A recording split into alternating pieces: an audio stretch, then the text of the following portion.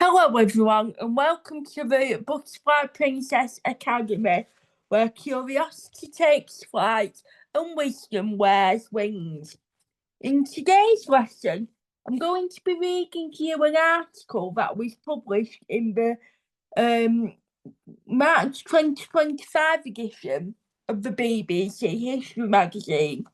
This article is about the Victorian cocaine habit, and it's been written by a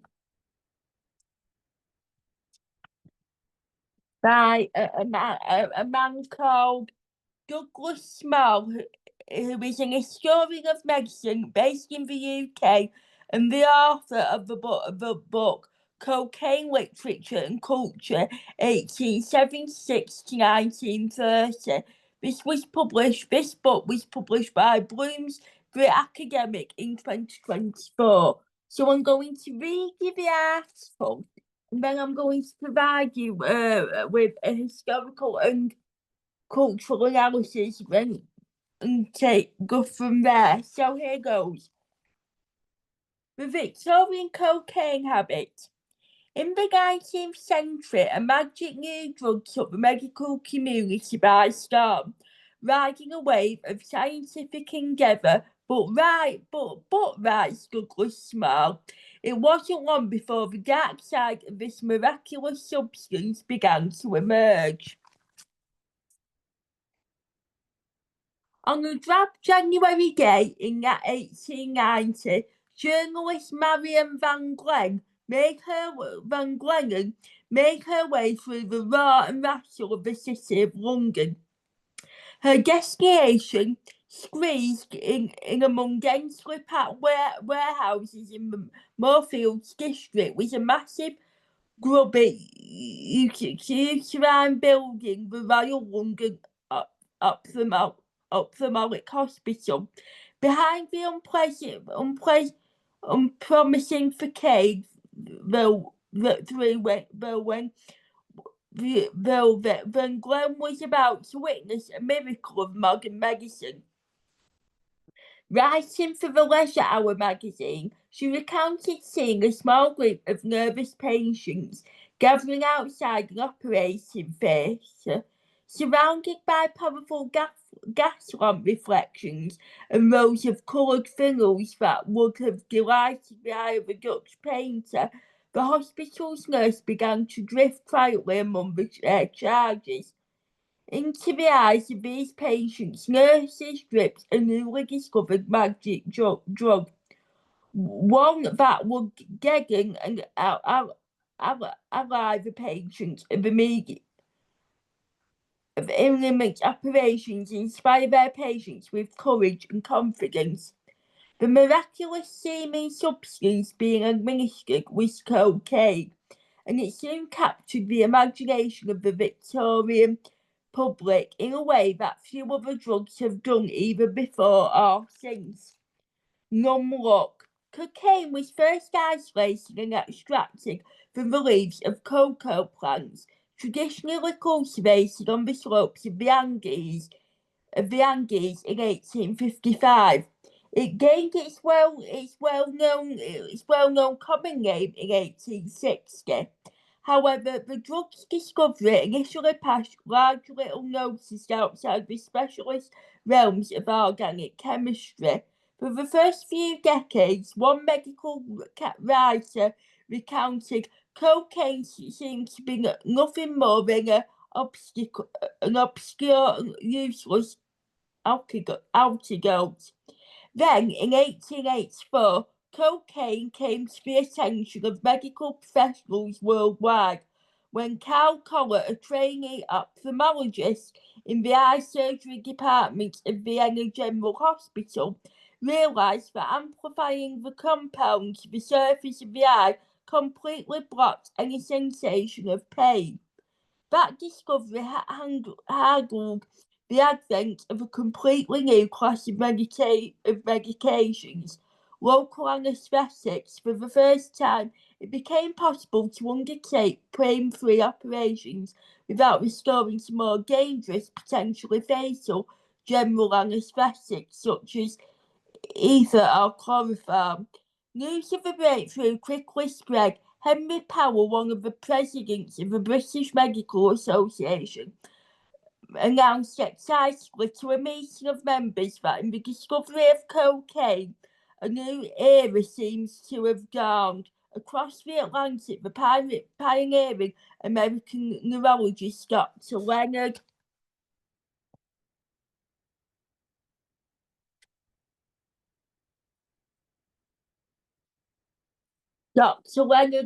Pauling told journalists that cocaine is almost as wonderful and important a discovery as electricity. Armed with a ballyhoo, the Royal London Ophthalmic Hospital became the first institution in the UK to make use of the new drug, starting in the same year that Colin made his discovery. Marian Van Glen knew that a report on this still novel anesthetic would fascinate her readers. Such are the wonderful properties of this new discovered cocaine that the operating theatre is robbed of half of its terrors, she wrote. That was the theory, and Van Glen found proof of its effects when, in the children's ward, she was concerned by a 6-year-old girl nicknamed the Chatterbox by hospital staff, who had recently undergone a cataract operation. The Chatterbag was delighted to have remained awake throughout her surgery, even addressing the operating surgeon herself at a critical moment. I say, Mr. Doctor, aren't you a cutting of that thing in my eye? She said. I know you're cutting of I know you're a cutting of it out, aren't you? And it don't hurt one bit. And I don't mind one bit. You tell me when it's out. Magic drug. Within a few months of Collins' discovery, cocaine was established in the world of in the words of one weekly paper as the magic drug which takes from the knife for surgery its pain. Fired by such an apparently euphoriatic breakthrough, the medical profession began hungrily searching for new ways to make use of a much lagging substance. The Dublin Journal of Medical Science claimed that cocaine had secured a place in therapeutics, which can scarcely be paralleled in the history of any other drugs. The chemist and druggist reported that our medical journals, almost in every issue, note some new application of cocaine and post an unlimited utility for it. In short, order, cocaine became accepted as an absolute necessity in every surgery and dispensary, and its use became almost indefinitely multiplied. Aside from surgical applications, in a development that seems incredible from a modern perspective, cocaine became the basis for a multitude of home remedies and day-to-day medications. It was, according to some medical authorities, the very thing to cure a cold or flu. Dr. David B. Lees of St Mary's Hospital in London advised that 4% solution of hydrochlorosides of cocaine applied to the nose by means of a camel hair's brush gave instant relief in cancer surface to completely arrest a cold without the aid of any other remedy whatsoever. By the 1890s, the pharmaceutical company Burroughs Wellcome and Co. had launched a portable cocaine nasal spray for colds and flu that was so small as to be easily carried in the waistcoat pocket. Homespun remedies. The home notes sections of newspapers and journals encourage readers to make their own occasional snuffs, repeatedly excellent remedies for hay fever and head colds. One recipe called for 3 grains of methanol, 50 grams of each of coffee and powdered sugar, and 1.5 grains of cocaine. Peppermint extracts could be added according to the user's taste. If making snuff seemed too much bother, cocaine lozenges promised to promptly track all seasickness and sickness during pregnancy, while cocaine pastilles could elevate a sore throat. If you are a single speaker, preacher, or teacher, clear your voice with buckskin cocaine pastilles, suggested one advert for a product costing 1 shilling and 6p a box. Coverdale's famous cocaine and methanol, the magic toothache reliever, was a less pricey option, retailing for 10.5p a bottle, postage included. Less reputable sellers of potent medicines were also quick to recommend cocaine as a cure for nervous debility and general weakness. Brown's Medical Company, based in Brighton, supplied an astonishing herbal tonic for restoring life and vigour, made with cocaine powder, a nightshade from Brazil, and derived from the seeds of an Asian tree. The product was, the company claimed, suitable for either sex, but was best used to counter problems euphonically referred to as lost manhood. Intoxicating beauty.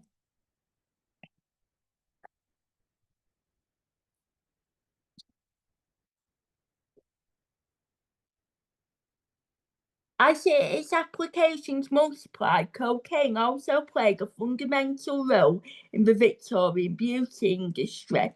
Local anaesthetic made the new field of cosmetic surgery practical in a way it never had been before.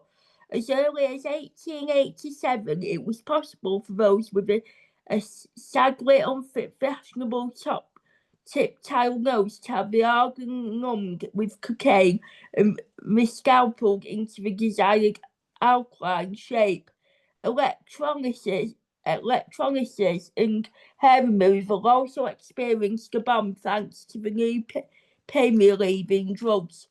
Women who converted the fashionably rude complexion of the day might have had a delicate rose colour permanently tattooed into their cheek, using pigments infused with cocaine to quell the pain, while men were often a rugged looking and never fading tattoo. Men were often a rugged looking and never fading tattoos suntan. Newspapers assured readers that the tattooing wasn't the least uncomfortable, claiming that some clients indifferently read a book during the process. In a more practical application, the New York Fire Department briefly considered issuing cocaine eye drops to its firemen to protect those delicate organs and keep them free from pain in the midst of heavy smoke. The idea, however, quickly ran aground on the objection that the danger of men acquiring the cocaine habit is so great as to overshadow all other considerations. This was far from an idle concern. Less than a year after Coller's transformative discovery of cocaine anesthesia, the first report of cocaine addiction began to appear in the press. In December 1885, a reporter for the Chicago Herald made his way through the cold and crowded city streets toward a handsome 5-story building on West Madison Street. The Washington home for inbred a 19th century term for those suffering from alcohol or drug addiction, could house 100 patients, but the reporter had come to see one man in particular. Dr. Charles Bradley may not have been the world's first cocaine addict, but he was the first to capture the public eye. Swept up in the excitement following the discovery of cocaine anesthesia, he had begun taking the drug experimentally, quickly losing control of his new habits. He'd fallen into a sad and pitiless state. His medical practice faded away to nothing because he became Violent's friend's wife and children, and he was consumed by ultimately paranoid fantasies. In the courtroom where he was committed to the home for inebriates, Bradley became suddenly frantic and rushed at the bench. "I'm in agony of despair," he begged the judge.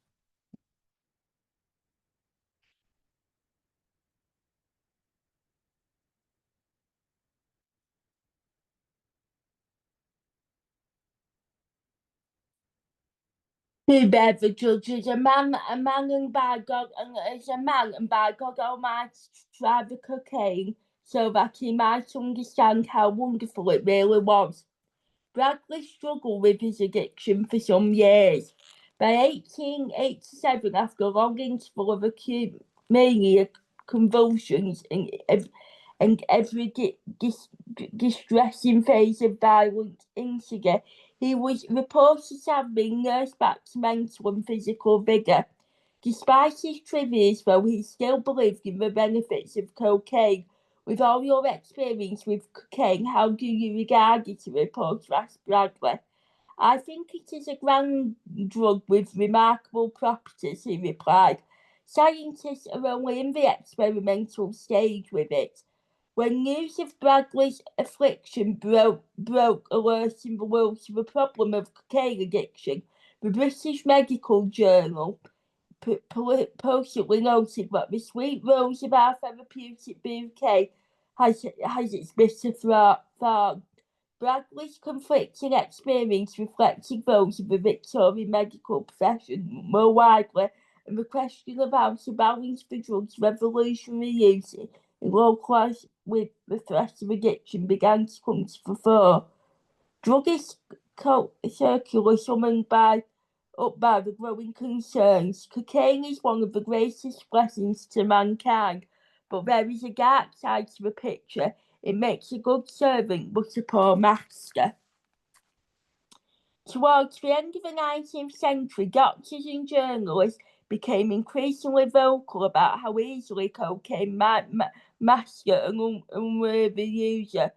Jocelyn Joan, one of the star journalists of the Outlook magazine, cautioned her female readers about the dangers of becoming dependent on stimulants to get through the social season. She described a recent encounter at a fashionable party. A lady who was heard to offer a friend a tablet from a small silver box, just as one might offer a cigarette to another, with the words, "Do have one, dear, they're only cocaine. Personally, I don't know how I should get through the day without them."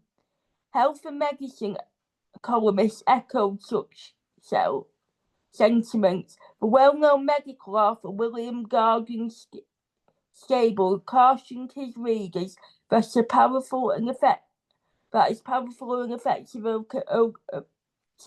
cocaine-based medicine were, I almost dread recommending them, so terrible in its effects is the cocaine habit.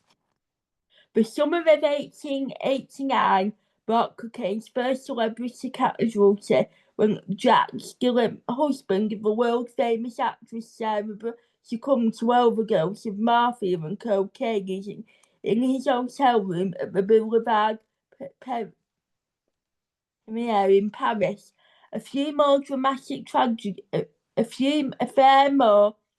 A far more dramatic tragedy struck the small town of Manchester, Connecticut in 1896. Workers from the local silk mills often suffered from asthma and caused by the fine dust produced by processing raw silk.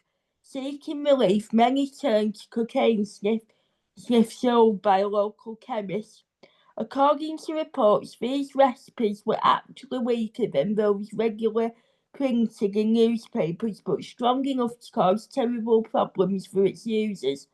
By the time the issue was reported in newspapers, more than 40 people had become addicted to the mixture. Responding to growing concerns about addiction, Irish Connolly Norman observed that cocaine is probably the most agreeable of all narcotics and therefore the most dangerous. Yet, as strange as it might seem today, such accounts of the dangers and harmful effects of cocaine did little to blur popular enthusiasm for the drug. Among commentators who were aware of the potential addictiveness of cocaine in the late 19th century, the general attitude was that those who became addicted represented a relatively small number of tragic individuals, and that the benefits out of cocaine as a therapy, as a prestigious drug for the medical profession, needed to be balanced against that. It was only in the wake of the First World War and increased anxiety about national health and civilian morale that legislation was introduced to limit the sale of cocaine in the UK. From 1884, doctors, journalists, and legislators had wrestled with the dilemma how to balance the promise of cocaine with its parallels. The drug provided an object lesson in how scientific research can capture our imaginations and excite us with fresh possibilities, but also expose us to new and terrible risks. And just to finish off this article, so that I've read the article that's been written by Douglas Small, a historian of medicine based in the UK, that has been published in the March 2025 edition of the BBC History magazine. I would just like to read you a little bit extra before we go on to the analysis about Sherlock Holmes. The fiction Sherlock Holmes, created by Arthur Conan Doyle. Sherlock Holmes' dubious solution. The fictional detective's cocaine usage identified him as a man at the cutting edge of science. It may seem surprising, but Sherlock Holmes was one of the 19th century's most famous users of cocaine. The Sign of Four, the second of Arthur Conan Doyle's Holmes novels, begins with the detective in his Baker Street rooms injecting himself with a 7% solution of the drug. One evening paper observed 3 years later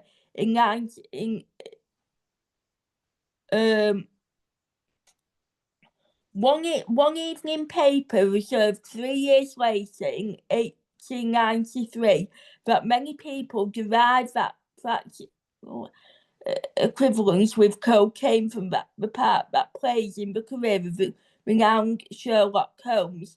Doyle had trained to be a doctor before turning to writing full time, so was aware of cocaine's reputation as a wonder drug.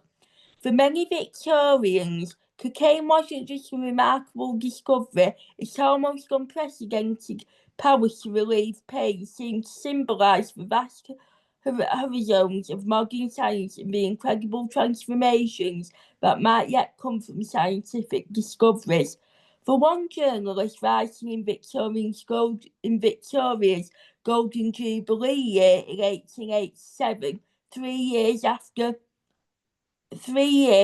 Carl Collis discovered the drug's anesthetic properties, the development of the marvellous cocaine gave practical proof that the years of Queen Victoria's reign might have crowded with glorious life.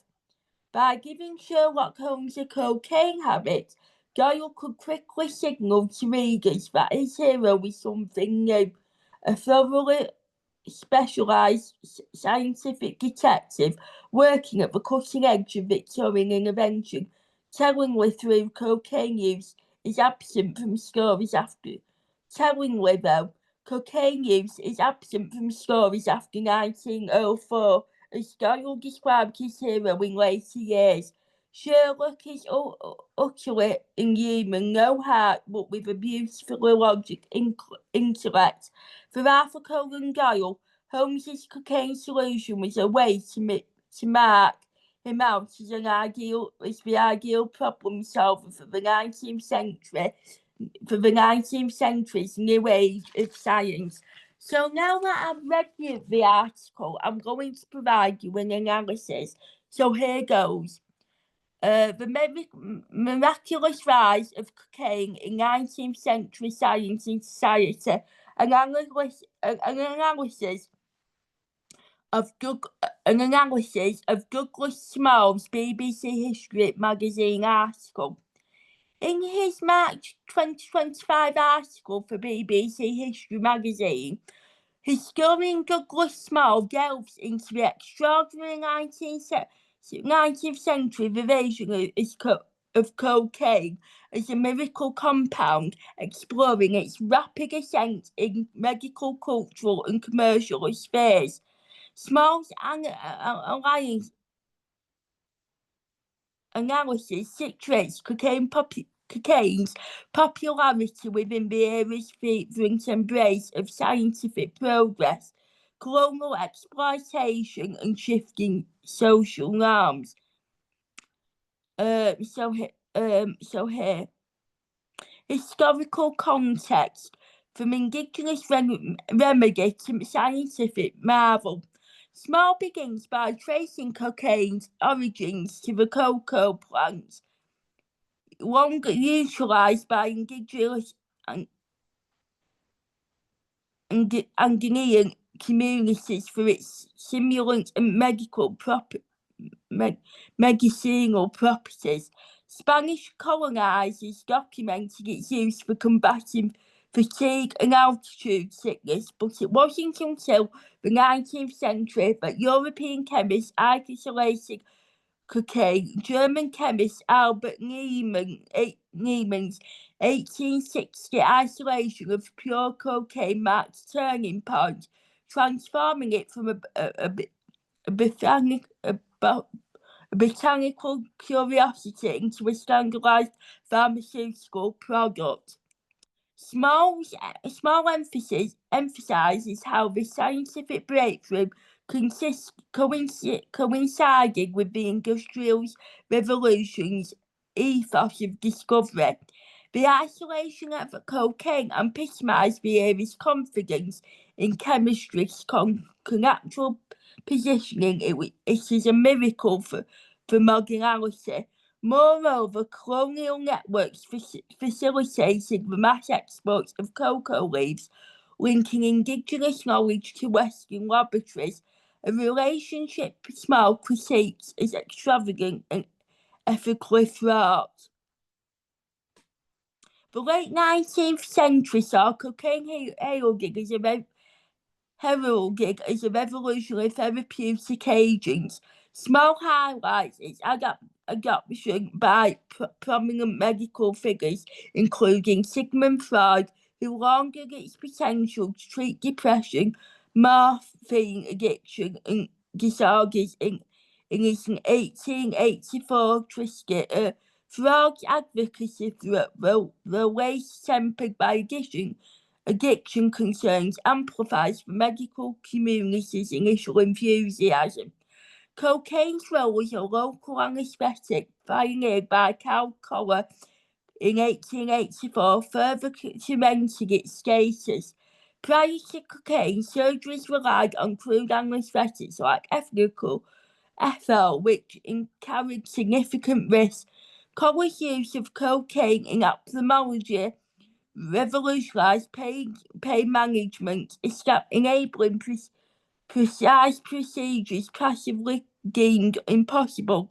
Small notes how the intervention aligned with the era's heroic medical ethos, which prioritised aggressive intervention and celebrated cocaine as a symbol of scientific triumph.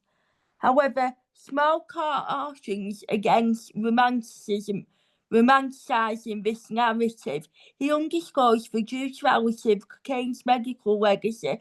While it alleviated suffering, its addictive properties were underestimated, leading to a wide addiction among patients and practitioners. Beyond the critique, Small explores cocaine's cultural renaissance in the late 19th century. In an age of imperial expansion and technological optimism, cocaine became a symbol of progress, energy, and sophistication. It featured in instant medicine tonics and even beverages like Vin Mariani, a cocaine-infused wine endorsed by Pope Leo and early Coca-Cola. These products mark cocaine as a tonic for the stresses of modern life, promising venturality to overworked professionals and housewives alike. Small argues that cocaine's popularity reflected broader social trends. The Victorian era's rigid social codes and repressions creating a demand for substances that offered both stimulation and escape. Cocaine, with its euphoric ethics, became a social among the elite, even as its dangers remained obscured by corporate marketing and medical authorities. Small situates cocaine's rise within the political economy of the 19th century. European colonial enterprises in South America and Southeast Asia ensured a steady supply of cocoa leaves, while pharmaceutical firms like Merck capitalized on lax regulations to mass-produce cocaine products. This commercial boom, Small notes, relied on exploitative labour practices, including indigenous cocoa harvesters and factory workers exposed to hazardous conditions. Cocaine's affordability and versatility made it accessible across class lines. Factory workers used it to endure grueling shifts, while artists and intellectuals, for example, the author Robert Louis Stevenson, credited it with enhancing creativity. Small observes how the decriminalisation of use mask depending inequalities as marginalised groups bore the brunt of addiction and regularity crackdowns. By century's end, cocaine's reputation began to unravel. Reports of addiction, psychosis, and crimes by media and radicalised narratives sparked moral panic. Small attributes this shift to of factors for medical communities, growing scepticism, raising public health concerns, and geopolitical tensions that scapegoated cocaine and its users as threats to social order. The 1914 heroism, narcotics, the 1914 Harrison Narcotics Tax Act in the US and similar laws globally marked cocaine's fall from grace. Small concludes that its dehumanization was not merely a response to its risks, but also reflections of changing social values as progressivism and temperance movements sought to regulate bodily autonomy and vice. Douglas Small's analysis ultimately presents cocaine's 19th century history as a cautionary tale of scientific hubris and cultural abbreviation. Its initial celebration as a miracle underscores the interplay between intervention and ignorance, while its decline reveals the power of politics and prejudice to reshape medical narratives. By examining cocaine through interdispensary lens, medical, culture, and economic, Small invites readers to critically assess how society constructs and deconstructs wonder drugs, a reference that endures in debates over opioids psycho meds today.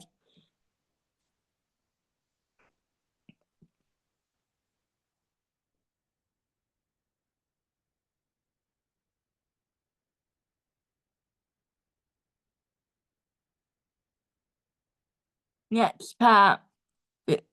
Cocaine in the 19th century, a multifactorial of use, regulation, and social economic impact.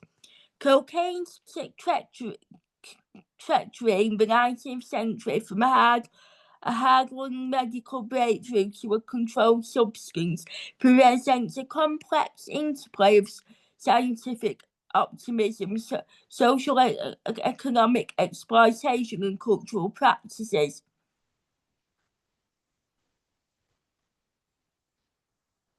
Varied perceptions across class and region. Cocaine's reception in the 19th century was far from uniform, varying significantly across social classes and geographical regions.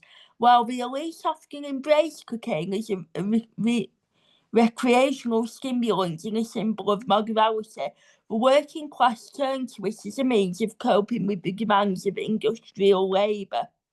For the upper class echoes of society, cocaine was often associated with sophistication and intellectual prowess. Literal figures and artists lauded its ability to enhance creativity and provide a temporary escape from the constraints of Victorian society. As Robert Louis Stevenson famously claimed, cocaine enabled him to complete Dr. Jekyll and Mr. Hyde in a remarkably short period. Working class endurance. In contrast, the working class utilised cocaine to endure long hours in harsh conditions in factories and mines. Cocoa-laced tonics and Elixirs promised increased energy and reduced fatigue, making them a popular choice among labourers seeking to maximise their productivity. However, this reliance on cocaine often led to addiction and further exploitation as employers capitalised on workers' dependence to extract greater output. Transatlantic contrast. The perception of cocaine also differed significantly between Europe and the United States. In Europe, it was often viewed as a cosmopolitan indulgence embraced by intellectuals and artists seeking new experiences. However, in the United States, cocaine became entangled with radicalized fears and anxieties, particularly in the aftermath of the Civil War. Sensationalized reports link cocaine use to African American criminality and perceived threats to social order. Historiographical engagement. To provide an lucid understanding of cocaine's historical significance, it is essential to engage with the existing body of scholarly literature. Historians such as Paul Gothenburg and David Courtwright offer valuable insights into the economic and social dimensions of cocaine's rise and fall. Colonial exploitation. Paul Gothenburg's Andean cocaine challenges the notion of European dominance in the cocoa trade, highlighting the agency of indigenous communities in shaping the production and distribution of cocaine. Gothenburg's research underscores the complex power dynamics at play, emphasising the resilience and adaptability of indigenous actors in the face of colonial exploitation. Medical hubris. David Courtwright's Forces of Habit critique the medical community's enthusiasm for psycho drugs in the 19th century, drugs to treat mental illness.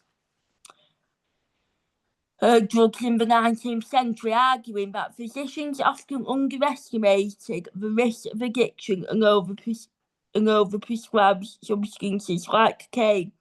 Cartwright's analysis provides a valuable counterpart to the narrative of scientific progress, highlighting the potential for medical hubris and the uncertain consequences of pharmaceutical interventions. Global change. The proliferation of cocaine in the 19th century was facilitated by complex global commonality chains that linked cocoa producers in South America to pharmaceutical manufacturers in Europe and North America. Understanding these networks is crucial for comprehending the economic forces that shaped cocaine's trajectory.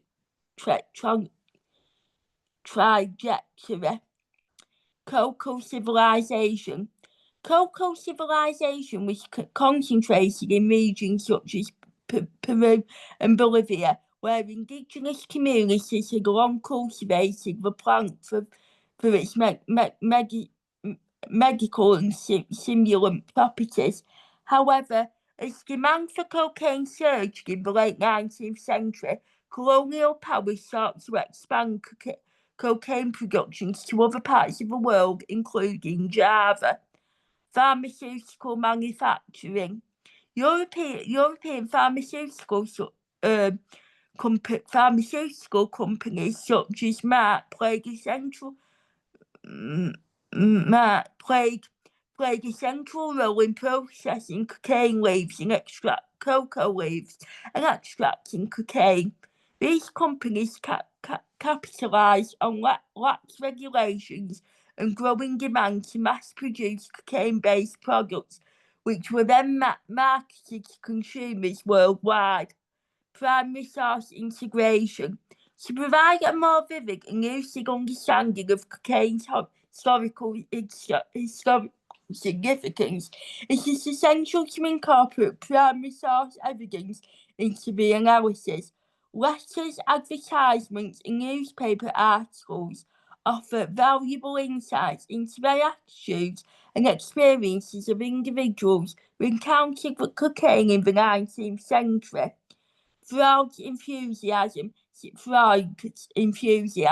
Sigmund Freud's early writing on cocaine provides a fascinating glimpse into initial optimism surrounding the drug. In a letter to his fiancée, Freud described cocaine as a magical substance capable of curing a wide range of ailments.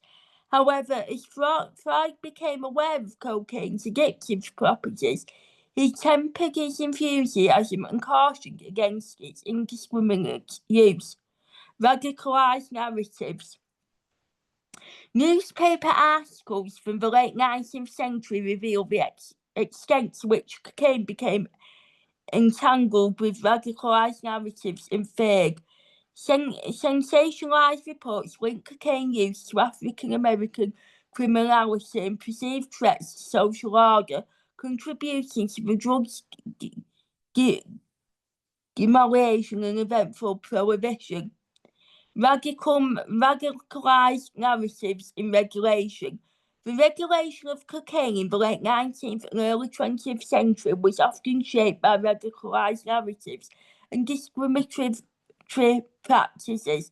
Anti-cocaine laws such as the Harrison Act of 1914 dispensably targeted marginalized communities, reflecting broader patterns of racial biases in social control.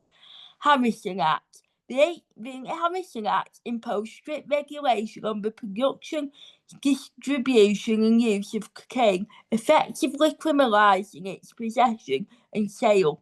While the law was intended to curb drug abuse, its enforcement disappointingly targeted African American communities, contributing to mass incarcerations and the perception of racial stereotypes. opium prohibition. The regulation of cocaine is also mirrored broader patterns of drug prohibition in anti-opium laws, for example, often targeted Chinese immigrants, reflecting anxieties about cultural differences and perceived threats to social order. Conclusion. Cocaine's history in the 19th century offers valuable lessons for understanding contemporary drug policies and public health challenges. The initial enthusiasm surrounding cocaine, followed by its eventful demolition, underscores the importance of approaching new substances with caution and skepticism. The opioid crisis in the 21st century, the opioid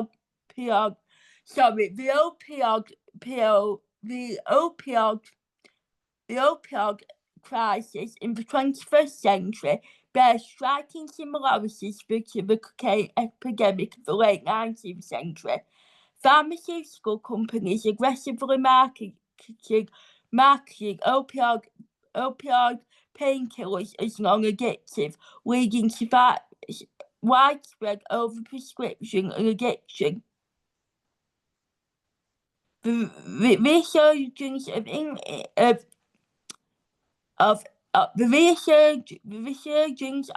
interest in psychedelic drugs for therapeutic purposes raises important questions about the potential benefits and risks of these substances.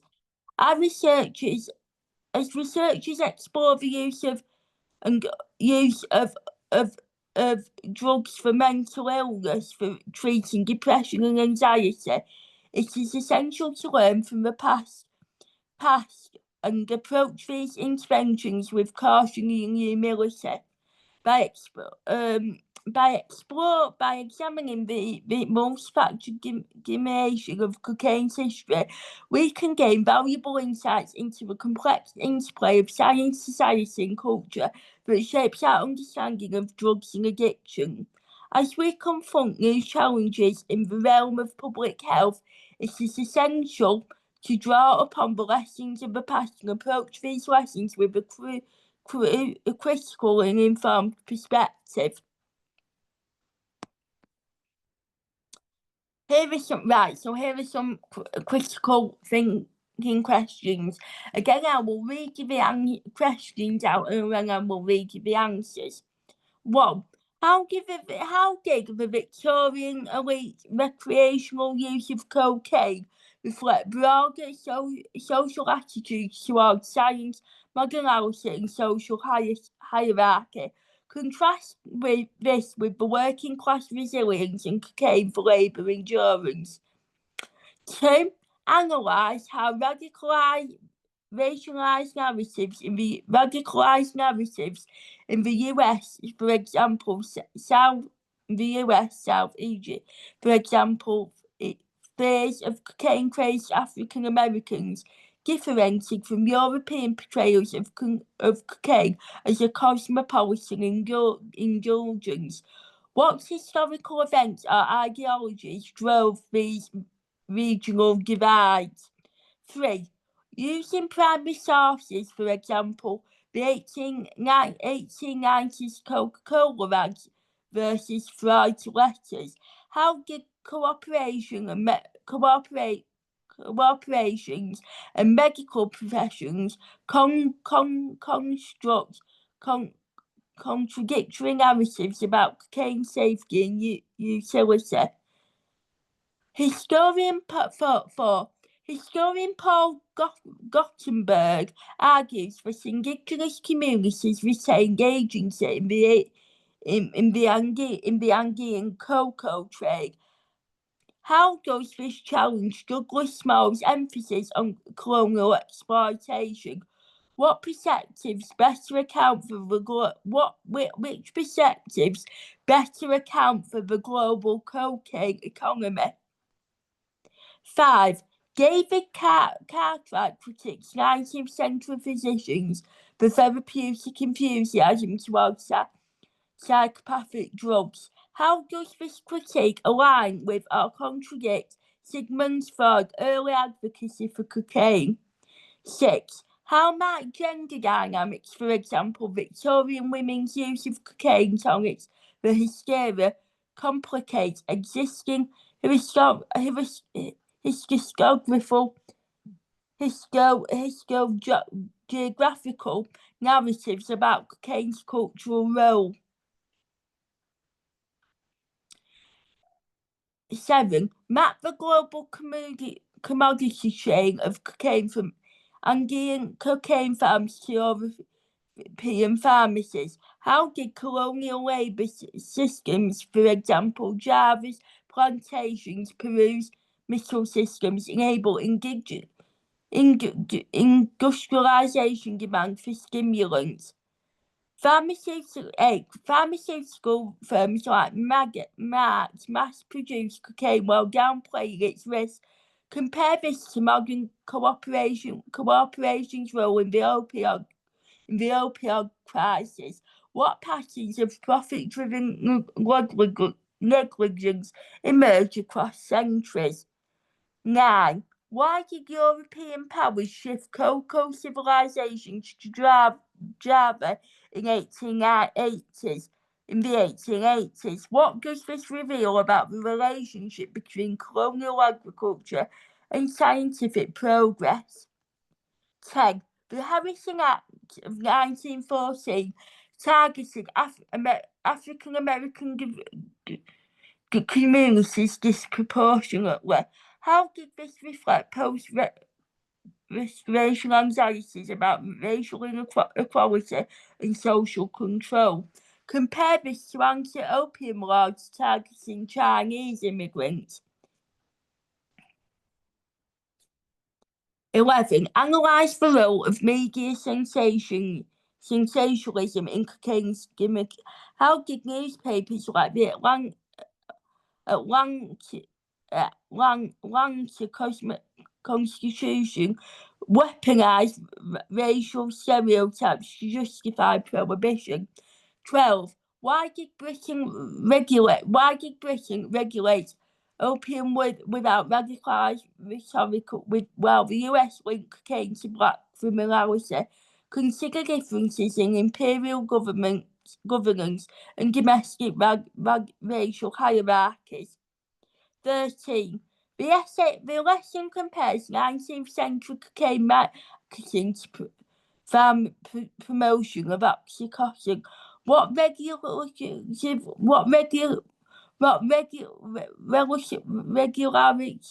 failures persist across both areas, and how can policymakers address them? The use of these drugs being used for treating mental health conditions. What lessons from cocaine's history should guide modern researchers and regulators?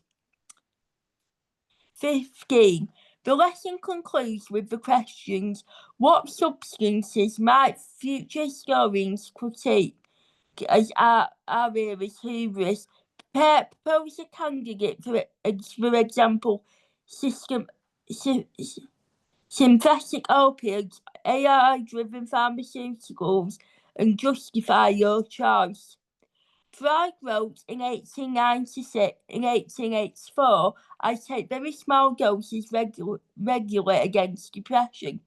How does this personal account complicate his later public critiques of cocaine?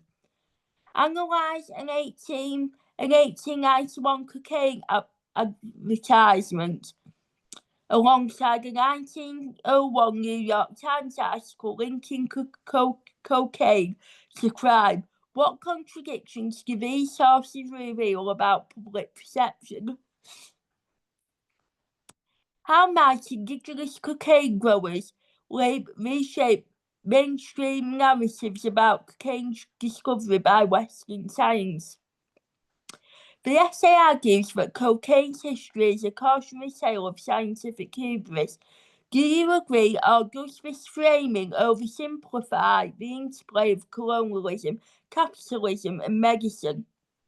If you were to revise the lesson, which primary sources or geographical debate will you prioritise including and why? So here are the answers. So question 1. The Victorian elite's recreational cocaine use reflected their embrace of scientific progress and moderality, symbolising sophistication and intellectual curiosity. In contrast, the working class relied on cocaine to endure grueling labour, highlighting social hierarchies and exploitation. This underscores how modernality's benefits were unevenly distributed, reinforcing class divisions. In the post-recreational US, cocaine was radicalised to scope phase of African American empowerment, leveraging Jim Crow ideologies in Europe. It was marked by a marketed as a cosmopolitan indulgence reflecting colonial superiority.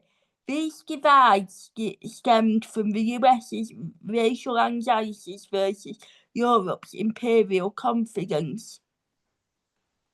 3. Coca-Cola ads frame cocaine as safe and energising, while fraud letters reveal medical optimism tempered by addiction risk corporations prioritise profits over safety, whereas medical professions grappled with euphoric dilemmas, exposing tensions between commerce and care. 4. Gothenburg's emphasis on indigenous agency challenges Small's focus on colonial exploitation. A hybrid perspective acknowledges both systematic extractions and indigenous adaptability through Small's framing better captures the global economy's exploitive foundations. Cartwright's critique of medical therapeutic enthusiasm aligns with Freud's treachery. Initial advocate gave way to caution as cocaine's risks emerge. Both highlight the dangers of uncritical scientific optimism. Gender dynamics. 6. Victorian women's use of cocaine for hysteria reflects gendered medical practices that pathologise female autonomy. This complicates cocaine's cultural role, showing how it enforced practical norms under the guise of treatment. 7. Cocoa from Andean farms harvested by a carnivore labour was processed in Europe into pharmaceuticals. Colonial systems like Java's plantations fueled individualisation by supplying stimulants to sustain factory productivity. 8. Mark and Pruger Farmer both prioritised profits over safety, exposing regulatory gaps. Their campaigns downplayed risk, illustrating persistent corporate negligence across centuries. 9. European powers shifted cultivations to Java to control supply chains, revealing how colonial agriculture served industrial and scientific progress through resource extraction. 10. The Harrison Act targeted African Americans, reflecting post-Reconstruction phase of racial equality. Similarly, anti-opium laws scapegoated Chinese immigrants, showing how drug policy enforced racial hierarchies. Outlets like the Atlanta Constitution link cocaine to black criminality, weaponizing stereotypes to justify prohibition. This sensationalism masks systematic inequalities under the guise of public safety. Britain regulated opium as colonial policy, while the US radicalised cocaine as control black populations. Differences stem from British imperial government versus US domestic radical hierarchies. Both eras saw lax oversight, enduring corporate policymakers must enforce trespassing of corporations accountable and prioritise public health over profit. Modern researchers should avoid hypering benefits, rigorous access assesses risk and ensures inadequate access across learning from cocaine to unchecked commercialisation.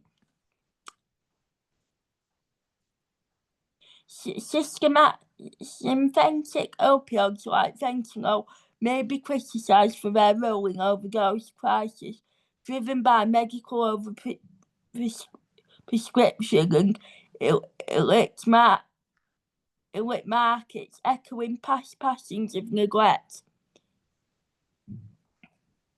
Throughout personal use contrasts his latest critique, illustrating the tensions between individual experience and evolving scientific census. Coca-Cola's marketing versus NYT's crime stories reveal shifting perspectives from harmless tonic to social menace, driven by commercial interest in radicalised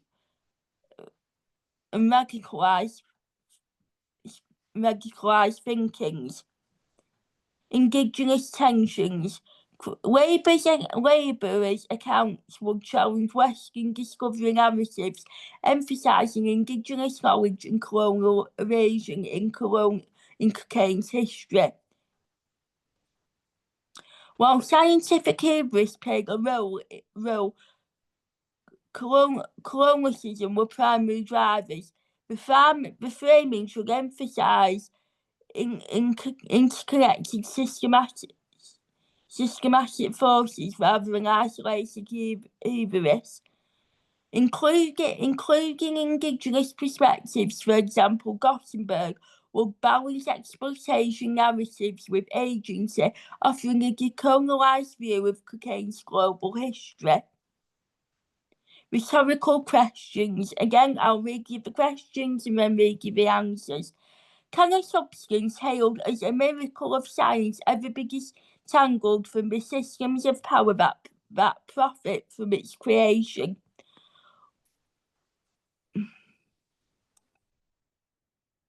What does it mean when the cure for industrial fatigue becomes the very chain that binds labourers to their exploitation? If history is written by the victors, whose stories are buried beneath the triumphal march of medical progress, how do we reconcile the brilliance of scientific discovery with the violence of colonial extraction that often enables it? How can a drug symbolise elite sophistication and radicalised menace, depending on who consumes it or who writes its history? Is the line between medicine and vice drawn by science or by the moral panics of the powerful? What does the cocoa leaf's journey from an Andean ritual to European pharmacy reveal about the price of modernity and who pays it? Can a product born of Indigenous knowledge ever be truly discovered by those who raise its origins? When laws target the marginalised under the guise of public safety, are we regulating substances or reinforcing hierarchies? Do the demolition of a drug reflect its dangers or the fears of those who wield powers? If a physician's health is to do no harm, how do we reckon with the legacy of treatments that healed some while addicting many? Can a cure ever justify the constant damage of its creation? If cocaine was the 19th century's miracle, what utopian promises bind us to the risk of today's wonder drugs? When future historians study our opioid crisis, will they ask why we repeated the mistakes of the past or why we refuse to see them? How do we honour the Indigenous knowledge that birthed cocaine while condemning the system that raised its stewards? Can a history written through colonial archives ever fully recover the humility of those who commodified? When corporations profit from addiction, is it commerce or redemption? Does the passage of time absolve us of reckoning with the sins of science? What does it mean to call cocaine a cautionary tale when its shadow still shapes our laws, our prisons and our prejudice? If drugs are a mirror of society, what does our war on them say about who we are and who we fear? So insights. 1. Scientific breakthroughs often emerge within frameworks of power and profit. Cocaine's 19th century acclaim as a medical marvel was inseparable from colonial economies that exploited indigenous labour and natural resources. Similarly, today's pharmaceuticals, like opioids, are shaped by corporate interests that prioritise profit over ethical stewardships. True progress requires transparency about who benefits and who bears the costs. Cocaine's use as a productivity enhancer for workers underscores capitalism, cynical exploitation. It solves problems it creates. Modern parallels include gig economy workers relying on stimulants to meet unsustainable demands. This reflects a system that treats human well-being as a cultural in pursuit of efficiency. The evasion of indigenous knowledge, such as Andean cocaine traditions, cocoa traditions from cocaine's history, amplifies as how colonial narratives silence marginalised voices. Reclaiming these stories challenges erotic myths of discovery and highlights the human cost of progress. The same Enlightenment ideas deriving from medical intervention justify colonial extraction, recognising this Deuteronomy demands humility, celebrating intervention and condemning the systems that enabled it. Science cannot be apolitical. Perception is shaped by power. For elites, cocaine signalled modernity. For marginalised groups, it became a scapegoat for social anxieties. Today, racial disparities in drug enforcement, for example, crack versus powder cocaine laws, reveal how stigma is weaponised to uphold hierarchies. This line is not scientific but social political. This was a medicine for white women's nerves, but a vice for Chinese immigrants. Similarly, cannabis transitions from dangerous drug to wellness products to legitimise profits corporations. Modernity advances often depends on erasing origins. Cocoa emphasise how colonialism transforms sacred practices into extractive individuals. The true cost includes cultural genocide and ecological destruction. Western discovery narratives perpetrate violence. Acknowledging indigenous contribution is not just ethical, it's a corrective to histories that conflate exploitation with intervention. Drug laws often mask social control. The Harrison Act of 1914 targeted black communities, echoing today's war on drugs, which disproportionately incarcerates people of colour. Regulation becomes a tool of oppression when divorced from equality. Cocaine's 20th century demonisation was less about its risk and more about radicalised fears of black autonomy. Similarly, meth epidemics shape pathological poverty rather than addressing systematic neglect. Medical efforts must grapple with unintended consequences. Freud's initial cocaine advocacy, though well-intended, ignored addiction risk, a cautionary tale for today's rush to commercialise pharmacy medications. The answer lies in informed consent and equality.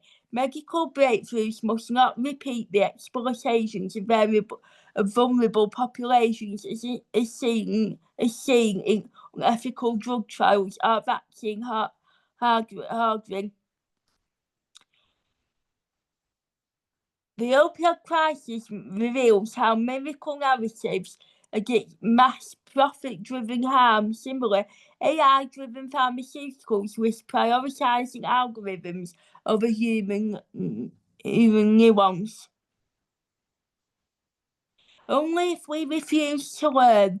The opioid crisis mirrors cocaine's treachery, corporate greed, regulatory capture, and marginalised victims. Breaking the cycle requires centering justice over profit.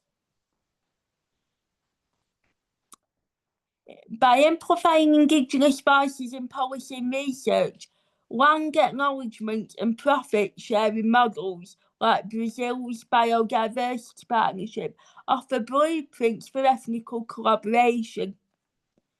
Archives alone cannot give history, requires value oral traditions and lived experience,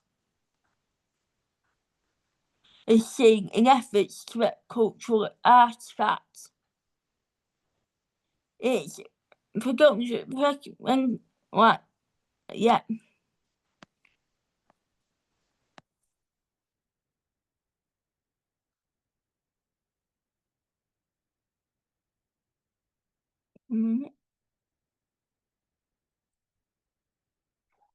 Final thought: science is never neutral. The acclaim for cocaine as a medical breakthrough was inseparable from colonial violence and labour exploitations. Today, as we haggle high AI-driven machine on genetic engineering, we must interrogate whose knowledge is erased and whose bodies are commandful to the name of intervention. Perception: cocaine shifting identity from elite tonic to radicalised threats underscores how moral panics are rarely about substances themselves, but about controlling those who use them. Our policies must address systematic inequalities, not scapegoat the vulnerable. History repeats, but it can also teach. The opioid crisis and drugs for psychotic illnesses reinjects echo cocaine's rise and fall. Corporate greed, medical optimism, and regularity failure, learning from the past, transparency, censoring those most harmed. Inspirational quotes to carry forward. History is written by the victors, but it can be rewritten by the courageous. Adapted from Walter Benjamin. The seeds of the future lie in the soil of the past. The Genghis Shiver. The greater the power, the more dangerous the abuse. Edmund Burke. The arc of the moral universe is long, but it bends towards justice. Martin Luther King. Hope is not a lottery ticket, it's an axe. You break down doors with it. Rebecca Songlet. A call to carry forward. Let this history be more than a lesson. Let it be a catalyst. As you encounter today's miracles from RNA vaccines to AI, I ask, who is invisible in this story? What systems must we dismantle to prevent repeating the past? How can we wield intervention as a tool for liberation, not control?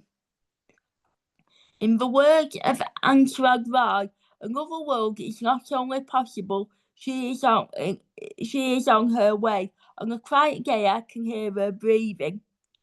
And that, ladies and gentlemen, boys and girls, concludes today's lesson of the Butterfly Princess Academy. Thank you very much for joining me for today's lesson, and I very much hope you can join me in the near future for future lessons here at the Butterfly Princess Academy, where curiosity takes flight and wisdom wears wings. Have a lovely rest of your day, and I will see you again very soon. Bye bye for now. Take care.